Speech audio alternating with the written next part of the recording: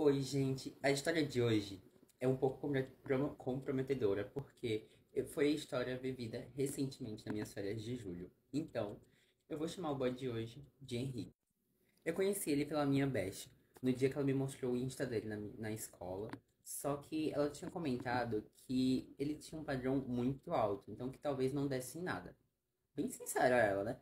Mas nisso, eu segui ele e depois de um tempo ele me seguiu de volta. Depois disso, a gente começou a conversar de uma maneira nem tão frequente.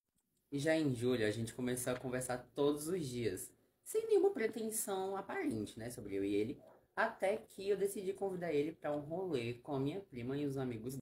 Nisso, tava tudo ok, até que no dia do rolê, rolou um imprevisto, ele não pôde ir. Então, o rolê inteiro eu passei conversando com ele pelo direct do Instagram, que nisso, nessa conversa, nesse dia que a gente começou a se flertar.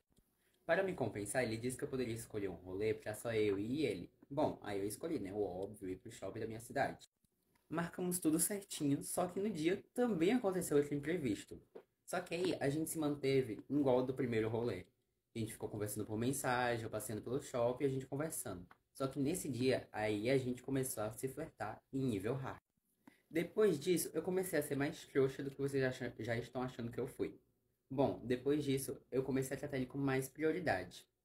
E em um certo dia eu fiz uma pergunta, já que a gente estava tendo uma conversa no outro rolê, no segundo rolê, bem papo de date, se ele era ciumento. Já pensando assim no futuro e tal, porque eu sou desses, né, emocionados e não largo de mão de ser assim.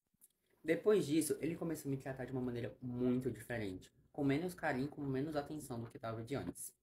Nisso, ele teve uma época que ele me deu um ghost total, não falava comigo, e depois reapareceu dizendo que eu tava sendo muito apressado, que ele não tava querendo um relacionamento no momento. E depois disso, a gente não se conversou até o PS. Se esse vídeo bater 10k, eu posto o print da nossa última conversa, que foi quando a última vez que ele falou comigo.